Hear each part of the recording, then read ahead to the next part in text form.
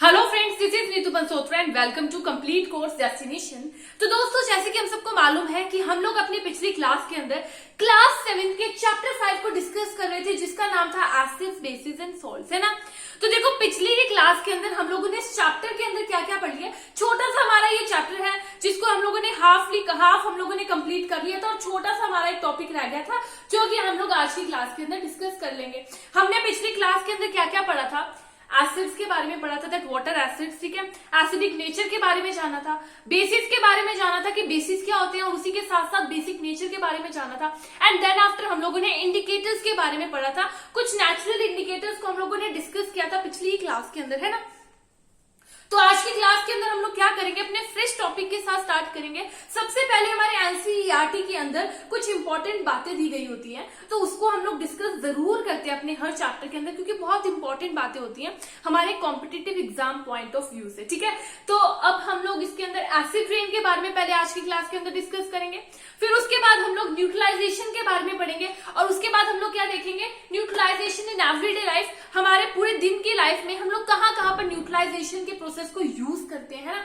इस पूरे टॉपिक्स को हम लोग आज ही की क्लास में डिस्कस करेंगे, और हमारा चैप्टर पूरा कंप्लीट हो जाएगा। और फिर हम लोग अपनी नेक्स्ट क्लास के अंदर क्विक रिवीजन कर लेंगे थ्रू माइंड मैप, इस पूरे चैप्टर की कुछ 5 से 10 मिनट के अंदर। छोटा सा हमारा चैप्टर है ना, तो कंप्लीट कर लेंगे। तो चलो आज की क्लास हम लोग शुरू करेंगे, पर उससे पहले जो भी इस क्लास को देख रहे हैं, लाइक शेयर सब्सक्राइब करना मत भूलेगा। लाइक शेयर सब्सक्राइब जरूर कर दीजिएगा। तो चलो शुरू करते हैं आज की क्लास को। सबसे पहले हम लोग क्या डिस्कस करने वाले हैं, we are going to discuss about acid rain.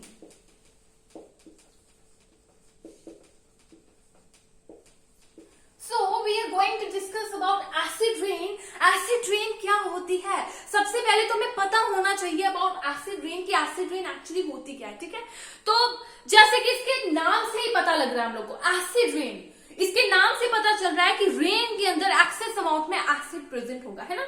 Rain के अंदर एक्सेस अमाउंट में एसिड प्रेजेंट होगा, उसी को एसिड रेन कह देते होंगे।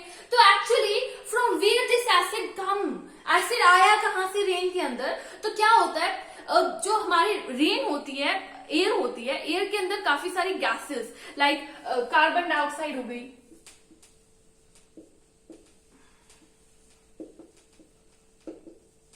सल्फर डाइऑक्साइड हो गई,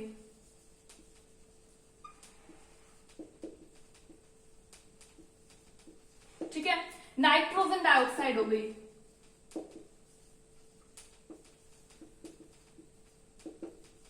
तो क्या होती है ये सब गैसेस जो है एयर के अंदर पॉल्यूटेंट्स के फॉर्म में जो है मिक्स हो जाती हैं, form of pollutant.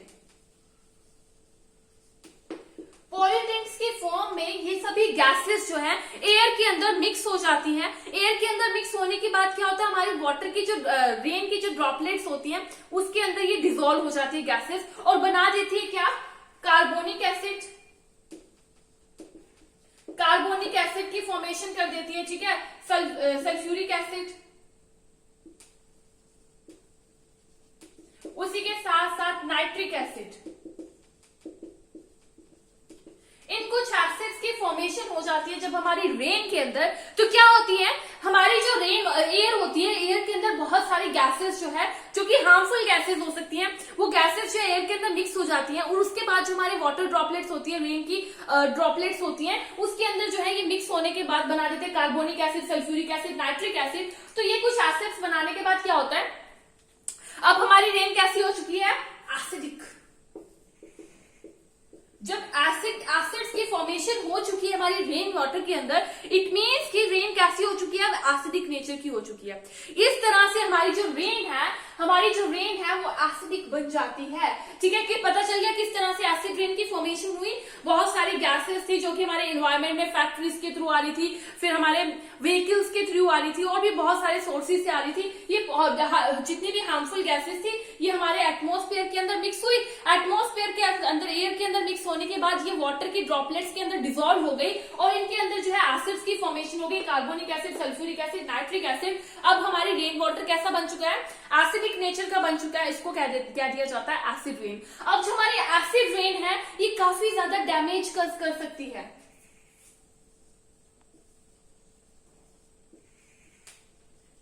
It may cause damage to buildings,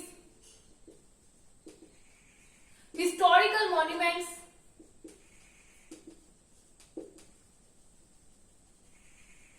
even plants, animals, and even to human beings also.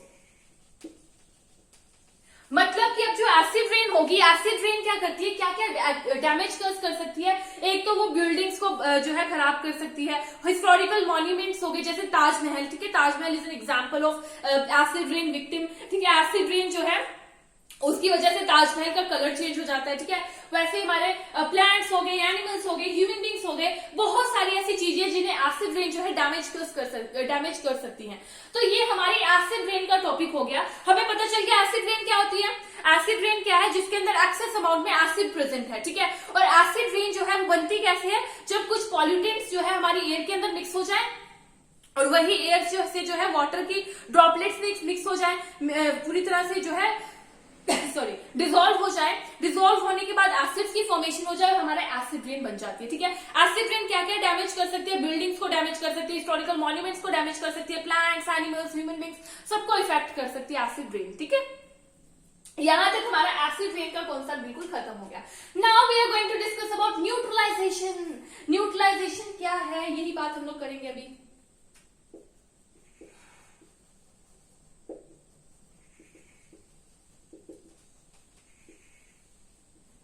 तो देखो मुझे एक बात बताइए कि हम लोगों ने अब तक क्या क्या डिस्कस कर लिया है। हम लोगों ने पूरे चैप्टर के अंदर एसिड्स के बारे में पढ़ा, एसिडिक नेचर के बारे में पढ़ा, बेसिक्स के बारे में पढ़ा, बेसिक नेचर के बारे में पढ़ा, बेस के बारे में पढ़ा था, बेसिक नेचर के बारे में पढ़ा था, इंडिकेटर्स के बारे में पढ़ा था।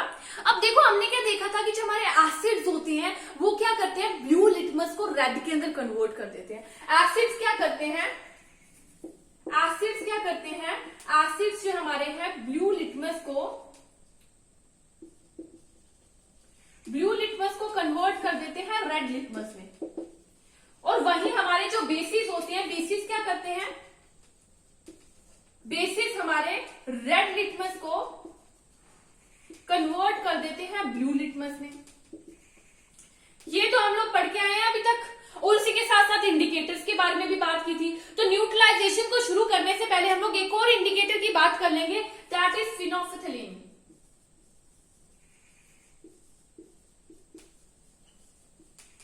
ठीक है, it is also kind of indicator, ये भी एक इंडिकेटर होता है फिनोल्फथलीन, ठीक है। तो ये इंडिकेटर क्या करता है, जब ये बेसिस के साथ होगा, जब बेसिस के टच में आएगा तो क्या कर देगा, ये अपना कलर चेंज कर देगा, पिंक कलर में कन्वर्ट हो जाएगा, लाइट पिंक कलर आ जाएगा जब ये बेस के साथ टच होगा।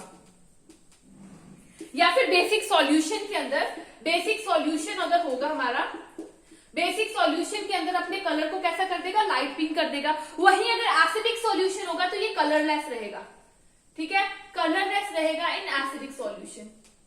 ये हमारा फिनोल्फथलीन इंडिकेटर है, ठीक है। तो अब हम लोग बात करेंगे न्यूट्रलाइजेशन की। तो what exactly is neutralisation. Neutralisation क्या होती है, देखो जब एसिड और बेस एक दूसरे के अंदर मिक्स हो, एसिड सॉल्यूशन और बेस सॉल्यूशन एक दूसरे के अंदर मिक्स हो रहे हैं, तो क्या होगा, ये एक दूसरे के इफेक्ट को कैंसिल आउट कर देंगे और कैंसिल आउट करने के बाद क्या करेंगे, एकदम जो है न्यूट्रल बन जाएंगे, न्यूट्रलाइजेशन हो जाएगी। तो क्या होगा, जब हम लोग एसिड्स को, मान लो हम लोगों ने एसिड सॉल्यूशन और बेस सॉल्यूशन ले लिया एक सुटेबल अमाउंट के अंदर, ठीक है, सुटेबल अमाउंट के अंदर एसिड सॉल्यूशन और बेस सॉल्यूशन लेंगे। तो जब हम लोग एसिड सॉल्यूशन और बेस सॉल्यूशन को मिक्स करेंगे, व्हेन एसिडिक सॉल्यूशन और basic solution mix with each other, they just cancel out each others effect, एक दूसरे के इफेक्ट को कैंसिल आउट कर देंगे। मतलब कि एसिड का जो एसिडिक नेचर होगा, बेस का जो बेसिक नेचर होगा, ये दोनों क्या हो जाएंगे, डिस्ट्रॉय हो जाएंगे। एसिड का एसिडिक नेचर और बेस का बेसिक नेचर क्या हो जाएंगे, डिस्ट्रॉय हो जाएंगे। एसिड्स का एसिडिक नेचर और बेस का बेसिक नेचर डिस्ट्रॉय हो जाएंगे, ये दोनों एक दूसरे के इफेक्ट को कैंसिल आउट कर देंगे। इसी को कह दिया जाता है न्यूट्रलाइजेशन, ठीक है। इसी को क्या कह दिया जाएगा, न्यूट्रलाइजेशन कह दिया जाएगा। तो न्यूट्रलाइजेशन में एक और बात होती है, हीट इवॉल्व होती है, ठीक है।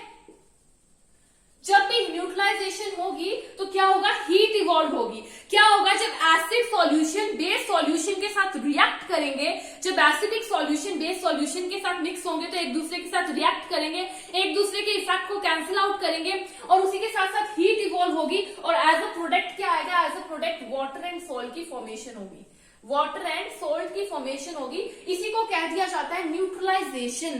ठीक है, तो अगर हम लोग को न्यूट्रलाइजेशन को डिफाइन करना हो तो हम लोग क्या कह सकते हैं न्यूट्रलाइजेशन के बारे में। अगर हम लोगों को न्यूट्रलाइजेशन को डिफाइन करना है तो क्या कहेंगे हम लोग, so the neutralisation reaction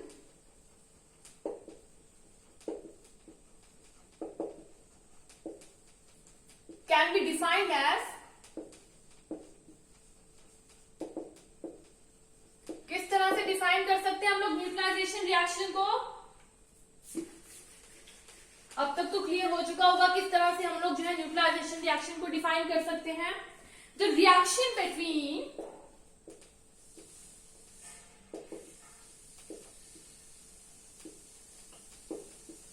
an acid and base, the reaction between an acid and base are called neutralization reaction.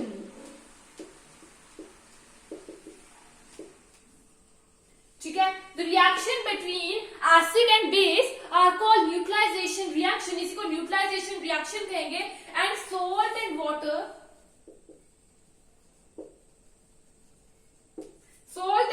is produced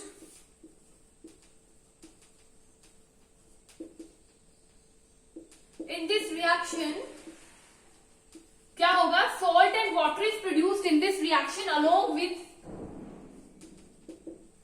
the heat is also evolved।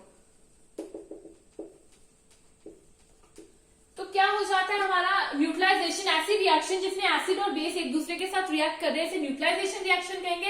And salt and water produce होते हैं इस reaction के अंदर, ठीक है, और heat भी evolve होती है। तो इसको हम लोग किस तरह से रिप्रेजेंट कर सकते हैं, जो एसिड से हमारे एसिड्स ने रिएक्ट किया बेस के साथ, एसिड्स ने रिएक्ट किया बेस के साथ और फॉर्मेशन होगी किस चीज की, सॉल्ट की,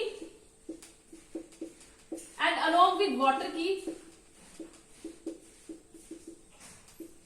सॉल्ट एंड वाटर की फॉर्मेशन हो गई। एसिड्स ने बेस के साथ रिएक्ट किया, सॉल्ट एंड वाटर की फॉर्मेशन हो गई, उसके साथ साथ जो है heat is also evolve, heat is also evolve. ठीक है, so this is called our neutralisation reaction. Example ले लेते हैं हम लोग न्यूट्रलाइजेशन रिएक्शन की। मान लीजिए क्या हो रहा है, हमारा हाइड्रोक्लोरिक एसिड है, हाइड्रोक्लोरिक एसिड है, वो रिएक्ट कर रहा है सोडियम हाइड्रोक्साइड के साथ। यहाँ पे हमारा हाइड्रोक्लोरिक एसिड जो HCl, it is base, sorry it is an acid है, and sodium hydroxide is base. जब एसिड और बेस एक दूसरे के साथ रिएक्ट करेंगे तो क्या होगा, सॉल्ट की फॉर्मेशन होगी। तो सॉल्ट आ जाएगा हमारे पास NaCl, सोडियम क्लोराइड, हमारे पास सॉल्ट आ गया, उसी के साथ साथ जो है H2O मतलब की वाटर की फॉर्मेशन भी हमारे पास हो गई है। So this kind of reaction is what, this kind of reaction is called neutralisation reaction. यहाँ पर ये हमारा एसिड है, ये बेस है, यहाँ पर हमारा सॉल्ट आ गया NaCl और वाटर की फॉर्मेशन हो गई। तो इसी रिएक्शन को क्या कह दिया जाएगा, न्यूट्रलाइजेशन रिएक्शन कह दिया जाएगा। ठीक है, न्यूट्रलाइजेशन रिएक्शन क्लियर हो गया, क्या होता है न्यूट्रलाइजेशन रिएक्शन। अब देखो हमारा जो न्यूट्रलाइजेशन रिएक्शन है ये कहाँ कहाँ पर एवरीडे लाइफ में हम लोग यूज करते हैं। हर पूरे दिन के अंदर बहुत सारी ऐसी चीजें होती हैं जहां पर न्यूट्रलाइजेशन रिएक्शन को यूज किया जाता है। तो सबसे पहले क्या होगा, इंडाइजेशन। सबसे पहली चीज क्या होगी, इंडाइजेशन।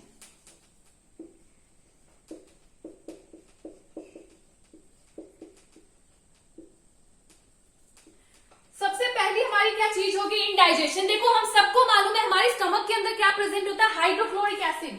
हाइड्रोक्लोरिक एसिड हर किसी के स्टमक के अंदर प्रेजेंट होता है, जो कि हमारे स्टमक के अंदर जो फूड है उसको डाइजेस्ट करने में हेल्प करता है। सो हाइड्रोक्लोरिक एसिड का फंक्शन क्या होता है, it helps in the digestion of food, it helps in the digestion of food. Food के डाइजेशन में हेल्प करता है हमारा हाइड्रोक्लोरिक एसिड। अब देखो क्या होता है, कई बार हमारे स्टमक के अंदर जो है एक्सेस अमाउंट में हाइड्रोक्लोरिक एसिड जो है प्रोड्यूस हो जाता है। जब जो एसिड है एक्सेस अमाउंट में हो जाएगा, एक्सेस अमाउंट में जब हाइड्रोक्लोरिक एसिड हमारे स्टमक के अंदर प्रोड्यूस हो जाएगा तो क्या कर देगा, इससे हमारे इंडाइजेशन हो जाएगी। अब इंडाइजेशन है, इसकी वजह से हमें स्टमक पेन भी फील हो सकता है, इरिटेशन फील हो सकती है। तो इन सभी चीजों से बचने के लिए, इन सभी चीजों को ठीक करने के लिए, इंडाइजेशन को ठीक करने के लिए हम लोग क्या यूज करते हैं, we use an antacid, we use an antacid.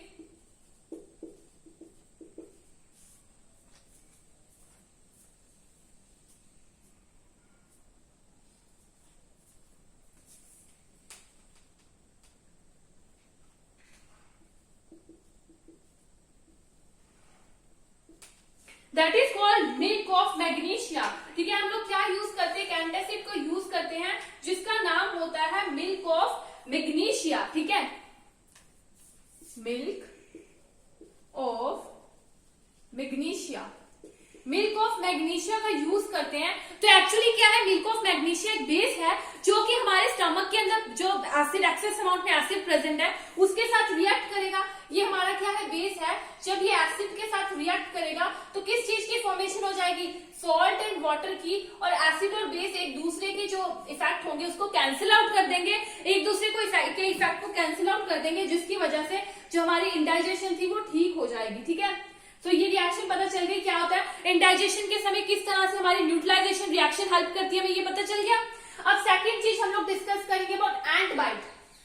देखो क्या होता है एंट बाइट, कई बार हमें जो है एंट जो है काट जाता है। एंट काट जाए तो क्या करेगा, हमारी बॉडी के अंदर एक एसिड प्रोड्यूस करेगा, that is called formic acid.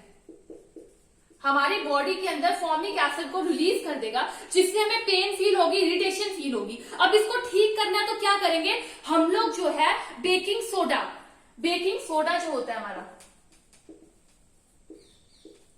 जिसको हम लोग सोडियम हाइड्रोजन कार्बोनेट भी कह देते हैं।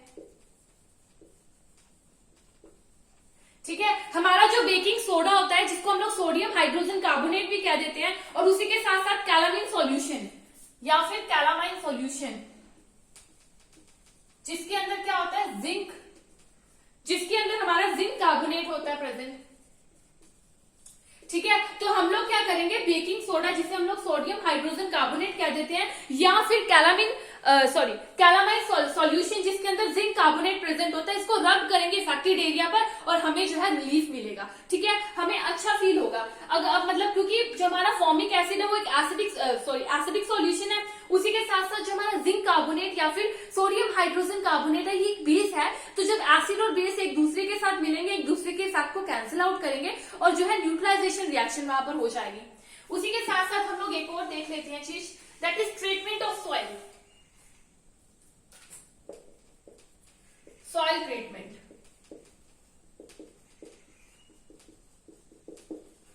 तो सॉइल ट्रीटमेंट देखो हम लोग को पता है कि बहुत ज्यादा एक्सेस अमाउंट में फर्टिलाइजर्स, बहुत ज्यादा केमिकल्स का यूज करने से क्या होता है, सॉइल जो है, सॉइल की फर्टिलिटी इतनी अच्छी नहीं रहती, जिससे जो प्लांट्स नहीं ग्रो कर पाते, क्रॉप्स नहीं ग्रो कर पाती। अब हमें क्या करना है, सॉइल अगर ज्यादा एसिडिक हो जाए या फिर ज्यादा बेसिक हो जाए तब जो है ऐसी प्रॉब्लम आ सकती है। तो हम लोगों को सॉइल का एसिडिक नेचर और बेसिक नेचर को खत्म करने के लिए, ट्रीट करने के लिए क्या करना पड़ता है, मान लीजिए जो हमारी सॉइल है एसिडिक हो चुकी है बहुत ज्यादा, तो इसको ठीक करने के लिए क्या करना पड़ेगा, हमको इसको ट्रीट करना पड़ेगा विद बेस। ठीक है, हम लोगों को क्या करना पड़ेगा, ट्रीट करना पड़ेगा इसे विद बेस। जैसे कि हम लोग कह सकते हैं क्विक लाइन या फिर फ्लैट लाइन के साथ, क्विक लाइन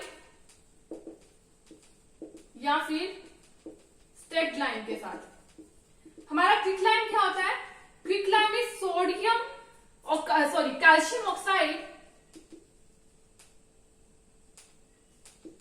वही हमारा फ्लैट लाइन क्या होता है, कैल्शियम हाइड्रोक्साइड, है ना। हमारा क्विक लाइन क्या है, कैल्शियम ऑक्साइड है, वही हमारा फ्लैट लाइन क्या है, कैल्शियम हाइड्रोक्साइड है। जब इनसे ट्रीट करेंगे हम लोग सॉइल को तो क्या होगा, बेसिक नेचर का है, एसिडिक नेचर को जो है न्यूट्रलाइज करेगा और हमारी सॉइल एकदम ठीक हो जाएगी और अच्छी क्रॉप्स होने लगेंगी। और अगर मान लो कि सॉइल जो है ज्यादा बेसिक नेचर की हो चुकी है तो हम लोग क्या करेंगे, सॉइल के अंदर जो है ऑर्गेनिक सब्सटेंस ऐड करेंगे। हम लोग जो है सॉइल के अंदर ऑर्गेनिक मैटर को ऐड करेंगे। जो हमारा ऑर्गेनिक मैटर होगा ये क्या करता है, एसिड्स को रिलीज करता है, सॉइल के अंदर एसिड्स को रिलीज करता है जो कि बेस के साथ रिएक्शन करते हैं और न्यूट्रलाइजेशन रिएक्शन हो जाती है, न्यूट्रलाइजेशन रिएक्शन हो जाती है, जिसकी वजह से हमारी जो सॉइल है एकदम ठीक हो सकती है। उसके अंदर ना तो ज्यादा एसिडिटी रहेगी ना ही बेसिक रहेगी, हमारी सॉइल एकदम परफेक्ट हो जाएगी फर्दर क्रॉप्स को, ट्रीज को ग्रो करवाने के लिए। तो ये हो जाता है हमारा सॉइल ट्रीटमेंट। उसके बाद हम लोग देख लेते हैं फैक्ट्री वेस्ट। तो कुछ हमारी फैक्ट्री वेस्ट होती है, हम सबको मालूम है कि फैक्ट्री से किस तरह के वेस्ट जो है रिलीज होते हैं, केमिकली वेस्ट, केमिकल वेस्ट होते हैं जिसका एसिडिक नेचर होता है। सॉरी, अब उन एसिडिक नेचर की जो भी केमिकल वेस्ट आएंगे उनको कहां पर जो है फ्लो करवा दिया जाएगा, वाटर बॉडीज के अंदर, जिससे हमारे वाटर के अंदर रहने वाले एक्वाटिक एनिमल्स पे बहुत ज्यादा असर पड़ेगा, एक्वाटिक एनिमल्स की डेथ हो सकती है। ठीक है, तो इसको बचाने के लिए हम लोग क्या करते हैं, फैक्ट्री वेस्ट से जितना भी हमारा वाटर या फिर वेस्ट निकलता है, जितना भी वेस्ट निकलता है केमिकल वेस्ट, उसके ऊपर जो है बेसिक ट्रीटमेंट कर दिया जाता है। एसिडिक वेस्ट निकलता है, केमिकल वेस्ट निकलता है, उसके ऊपर बेसिक ट्रीटमेंट कर दिया जाता है ताकि न्यूट्रलाइजेशन हो जाए। फिर उसके बाद उसको वाटर बॉडीज के अंदर जो है रिलीज कर दिया जाता है, जिससे जो एक्वाटिक एनिमल्स है उन पर कोई भी इफेक्ट नहीं पड़ेगा। ठीक है, so this is all about our neutralization reaction and neutralization in everyday life। इसके बारे में हम लोगों ने आज की क्लास में डिस्कस कर लिया है। ठीक है, तो अब पूरा चैप्टर हमारा यहाँ पे खत्म हो जाता है। हमारी क्लास 7 का चैप्टर 5 पूरी तरह से कंप्लीट हो गया, एसिड बेसिस एंड सॉल्ट। तो अगली क्लास के अंदर इसके क्विक रिवीजन कर लेंगे पूरे चैप्टर की। ठीक है, तो यहाँ पे हम लोग अपनी क्लास को खत्म करेंगे। आई होप कि पूरा चैप्टर आपको समझ आया हो। अगर कोई भी प्रॉब्लम होगी तो हमारी रिव्यू क्लास के अंदर तो सब कवर अप हो ही जाएगा। पूरे चैप्टर को हम लोग 10-15 मिनट के अंदर रिवाइज कर लेंगे थ्रू माइंड मैप, है ना। तो बाकी आज की क्लास हम लोग यहीं पे खत्म करेंगे। Thank you friends.